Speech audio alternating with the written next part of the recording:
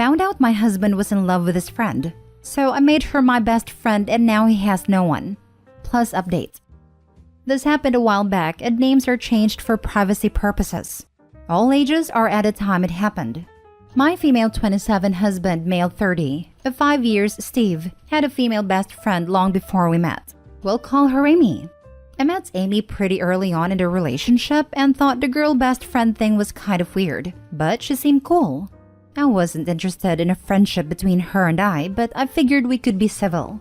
Steve had other friends, but more text every now and then friends. Amy was the only one he saw in person often. She even included me on activities occasionally. Movie nights at her house or trips to the park, etc. I felt more secure because of how kind she was. The security washed down the drain every time it sprung up though. Steve always looked at Amy in a way he never looked at me. He seemed so genuinely happy when she talked, more animated and excited, etc. He also tried to get me to cut my hair to be more like hers at one point and dye it a natural color. Amy had shoulder-length brown hair, beautiful on her but not the look for me. I had longish hair that I frequently dyed fun colors. He would also drop plans with me at the drop of the hat if the opportunity to spend time with Amy came up. Not every time, but one that stands out from memory is when we were about to take a trip to visit my family. A full-day trip if we don't stop anywhere on the way. And before we left, he texted Amy to see what she was doing that day. She said nothing, and he insisted we stop by to see her before we go. Amy did not know our plans. We ended up spending the whole day there, so I rescheduled my family visit. If I had been more vocal at the time, maybe it would have been different. But I didn't, and still don't, like arguing in front of people. And bringing it up in front of Amy felt mortifying at the time. I chalked it up to me being too self-conscious and over-worrying. Steve wasn't outright cruel to me or anything, but the little things and comments tore me down. This went on for our whole marriage. One night, Steve and I were drinking at home and watching bad Christmas movies, The Ginger Dead Man and such. I got in my feelings out of nowhere, as I often do when drunk, and asked him if he ever had feelings for Amy. He admitted to it, said he tried to get her to be with him multiple times since middle school and she always rejected him. I asked that if she wanted to be together, if he would want to be with her instead of me. He said something along the lines of, "Stop making up hypothetical questions like that. That'll just hurt your feelings." I cried. We fought. I told him to leave and he called Amy and asked her to pick him up. When she got there, I, drunk as a skunk, went outside and in a not friendly way accused her of ruining my marriage knowingly. There was a three-way heated argument that I'm fuzzy on details of because A, I was drunk, B, even if sober, when I'm in a heated argument I tend to erase things, and C, this didn't exactly happen yesterday. At the end of it, Amy ended up taking Steve to his mom's house. She came back to me sitting in the yard crying. This is already too long, so I'll skip ahead a bit. Amy knew vaguely that Steve had feelings for her but thought it was a weird crush that would go away. She liked me, but thought I was cold so didn't try to force a friendship. She didn't know a lot of the stuff Steve had said to me as far as comparing me to her, and was angry about it when she learned. She let him know that she wasn't and never would be interested in him romantically. He said he understood. Steve and I then did a temporary separation that led to divorce. Amy and I became friends. She was and is a great friend to me, almost worth everything Steve put me through. She's the sister I never had. She is still friends with Steve, but in the text every now and then way. I'm more self-confident now. No real long-term relationship since the divorce, but now I'm invited to every movie night and trivia game and camping trip with Amy, so I'm not at all bothered by the lack of romantic partner. Sorry this was long. A little rushed at the end because I realized it was getting book length. Thanks for reading if you did. If you're married to a Steve, there are better things out there for you, darling. Now for the top comments before the mini update.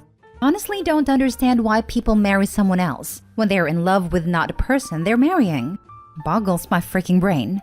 Glad you got out, OP. Would have been heartbreaking at a time, but you got the better outcome with a trusty friend. Fear of being alone and having a placeholder. This was uplifting, surprisingly. So you don't feel bad for Steve then? I kind of feel sorry for him, but not in a way that thinks you should regret anything because it all happened very naturally. I just feel you can't help how you feel, but he was bad at hiding it, if he even tried. To put it the best way I can, the reason I don't feel bad for Steve is because I realized he did this to himself. I loved him. He didn't love me. I left. I'm happier now. Worked on myself and didn't stay miserable. He loved Amy. Amy didn't love him. He clung around and made not only himself miserable, but also me for a while. Did he say he didn't love you? Or did you just interpret his, according to your own story, actual answer of, I've always had feelings for her and I'd want to be with her if we weren't together, as him not caring about you? I think a lot of people fool themselves into thinking they are the only one for their partner, and then make rash decisions when they find out that they've fallen in love before. Everyone settles, and statistically, it's highly probable you'd be someone's first and only choice.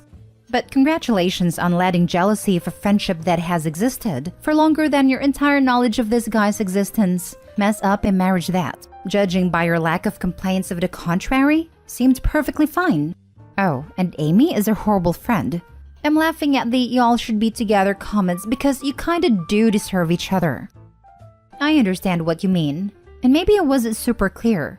And maybe if I was, you would still have the same opinion. I'm not upset that he had feelings for Amy. Someone else commented, and I agree I can't control who you have feelings for.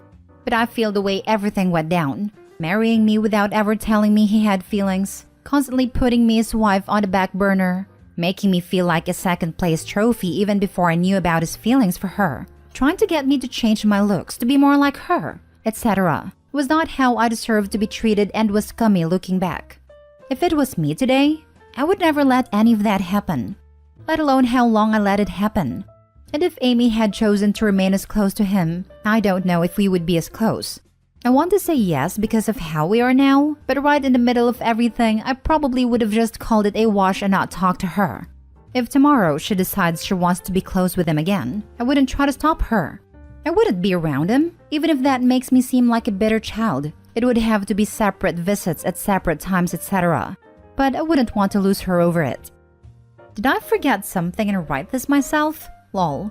I totally had an Amy in my life who was my best friend.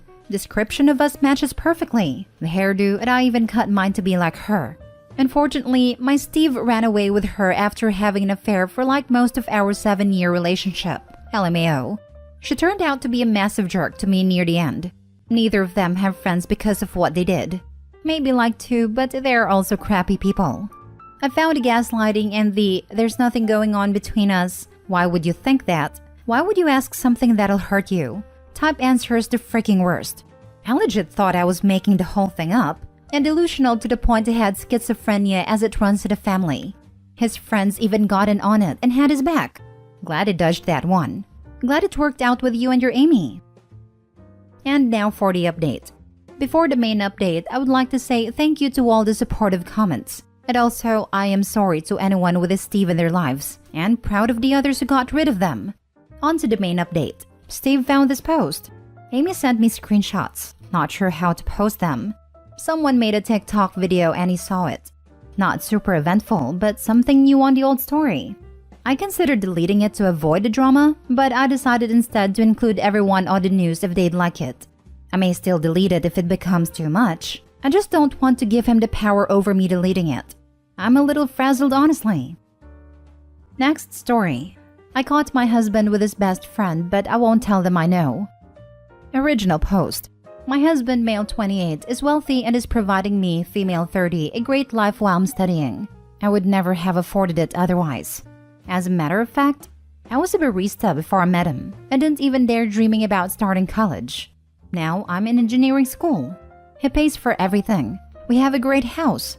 I don't need to do anything but study and have fun. His best friend, female 27 from college, separated from her common-law husband after he cheated on her. She had no place to go, and we have a guest house. I never had anything to worry about with them because they have known each other for ages. I always thought if they wanted, it would have happened already. I was mistaken. I started having a hunch because of nothing in particular, just felt that they changed with each other. So I snuck on them after pretending to go to my mom's. Nobody knows that I know. But I couldn't let him touch me for 2 months, blaming it on the stress from school starting. Now we do get intimate because I don't want him to suspect me or get tired of me. I cried the first time he touched me after I found out. I wanted to vomit, but I blamed it on stress. Now I just let him. I try to think about other things and try to convince myself that it's just physical. I fake it sometimes when he notices me being absent-minded and starts saying, "Baby, come back to me." I'm in a race with time to finish school before he throws me aside for her. I also had IUD in without telling him. Nobody knows, not even my closest friends. Everyone thinks I'm the luckiest woman on earth, so loved and cherished by an amazing, successful husband. Nobody knows that I cry myself to sleep every night. Now for the top advice before reading the update. Wow, I'm so sorry. Thank you. It feels good to tell someone. So do you have an exit plan? Finish school and move to another city. Please be putting money aside as well. You need a nest egg to begin your new life. Other than that, so sorry this happened to you and best wishes for a fabulous new life. So, this woman leaves her husband because he cheated and then turns around and is your husband's mistress? What? I'm so sorry. Send all the positivity your way that I can. I kind of wonder if the mistress's ex actually cheated or if they divorced because of something she did, and she's just saying that to make herself look better. Like maybe the ex caught her cheating by walking in on her or something but doesn't have proof and he decided to divorce her. But maybe then she decided to get the word out first that it was the other way around and that he was the one who cheated, so that no one would believe him when he truthfully said that she cheated on him. That would explain why she's comfortable being someone's mistress now, despite supposedly having been cheated on. Who knows though? For the sake of your education, stay. Try to be strong during those 3 years. Once you can stand on your own feet, leave this man. And don't feel guilty about taking advantage of his money. He's literally cheated on you and still calls you baby, for God's sake. You deserve to get this degree and leave his unfaithful butt. Yes, he still calls me baby. Tells me love you every morning when I go to college and he to work. Text me I miss you from his morning meeting. Calls during lunch and text what I want for dinner before coming home. Like nothing has changed. I can't believe how he can be so two-faced. Is she still in a guest house? Yes, I don't think she's going to leave anytime soon, but she's talking about getting back with her husband if he proposed. 3 years is a long time. I can understand why you're holding out, but your description of your intimate life made me so uncomfortable. I wish you strength, OP. Please remember that nothing is worth your mental health or your sanity. Take stock every few months, reevaluate where you are, and reconsider your options. It may be worth talking to a divorce lawyer so you can weigh up your options. You may be eligible for alimony and might not need to stay with them to continue your education.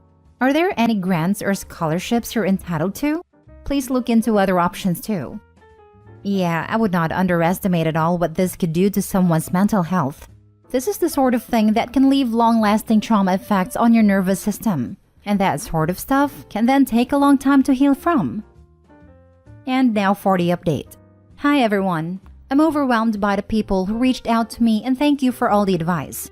I might have done something very petty last Tuesday, and I still don't know how to feel about what I did. And what good it did. Actually, no good at all. But I think the comments here triggered something inside me that told me to stop hiding. I will have to wait and see if I blew up my future. God, I hope I didn't.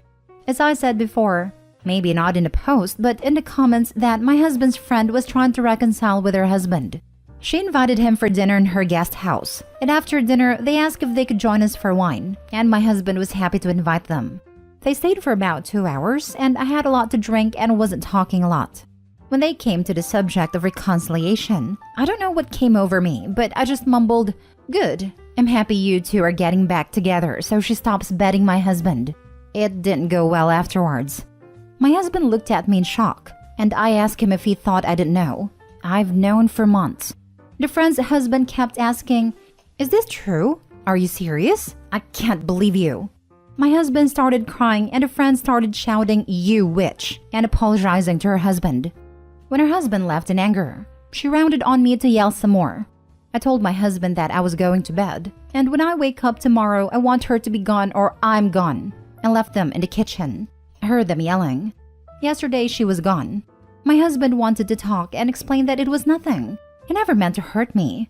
He was so stupid not connecting the dots when my mental health was deteriorating. She meant nothing and he regrets it. He told me that he wanted to make it up to me and start couples therapy because we love each other, and we can overcome this with some help. So now he thinks we are going to work on our marriage.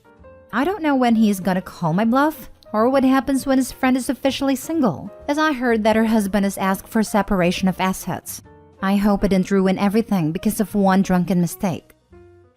You didn't ruin anything? They both ruined your marriage and hers. It's great he wants couples counseling, but you have a right to deny it. I wish you the best of luck. We'll see how much I've ruined. He has moved out to the guest house now because I told him I needed space. I can't control my emotions anymore. They ruined her marriage as well as yours for being a bunch of selfish idiots. It's amazing how you can blame yourself, and the fact that you do, and worry about the damage you may have caused for telling the truth about what they were doing behind your back, tells me you're a good person who probably doesn't stand up for herself enough. Huh, that was awesome. I hate when cheaters say it meant nothing, when that nothing was worth risking their entire marriage and shattering their spouse's heart. Him and his regrets can kick rocks. I think it hurts more when it means nothing. If my husband is going to destroy our relationship, I want it to be for his true love. I think it would be a little easier to accept and move on. I totally disagree with this, and I'm astonished that this is the general consensus here. Why? You really think I would feel better if it means something? Sorry, honey, I cheated on you, but it meant nothing. Sorry, honey, I cheated on you, but it meant so much to me. Yeah, no. I think what they were trying to say is that it's like him saying he broke your heart and betrayed you for no reason. Because it didn't mean anything or it meant nothing, he destroyed your relationship literally over nothing. Which is another way of saying he cared about a relationship less than nothing. Because at least if it was for a good reason like love, that would mean he at least cared about your guys' relationship and had a reason, no matter how crappy the reason is. But to do it for no reason? It's just cruel. Like you tossed away all those years over nothing.